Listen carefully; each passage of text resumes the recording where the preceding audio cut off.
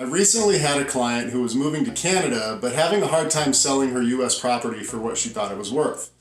If you're moving from the US to Canada, one of the biggest questions is what to do with your US primary residence.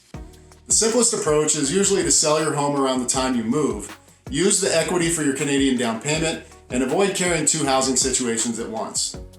Sometimes markets don't cooperate. If your local market is cooled, you typically have three options. Option one is to keep lowering the price until it sells. That gives you a clean break, but you need to recheck your plan to make sure the sale proceeds still support the lifestyle you want. Option two is to leave the property vacant while you wait for a better sales price.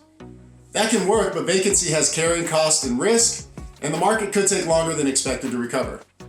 In the meantime, you may rent in Canada, buy using other funds, or try to qualify for a Canadian mortgage. Those options all have their ups and downs. Renting first gives you a chance to get to know the area before you buy, but it also means extra costs, possibly higher prices in an appreciating market, unknown mortgage rates, moving twice in a short amount of time.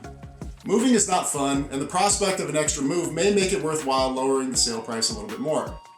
Option three is to rent the US property until you can sell. Renting can offset carrying costs and may make the property more attractive to investors, but being an international landlord adds complexity and risk that many people don't want from across the border.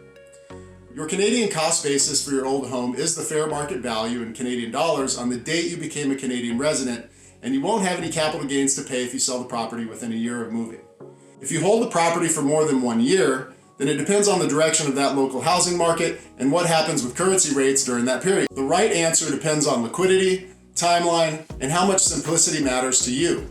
I cover the decision framework in more detail in the full article at 49thparallelwealthmanagement.com. My client did not want to be a landlord or move twice.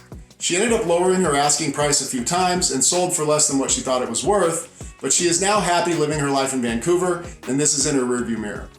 Finances don't have to be a complicating factor when you move to Canada. My book, Crossing the 49th Parallel, is packed with helpful information to help you manage your own finances between the US and Canada. If you want to hire an expert, we can help you with your financial planning, investment management, and tax preparation on both sides of the border. From the desert to the tundra, we are your cross-border retirement experts.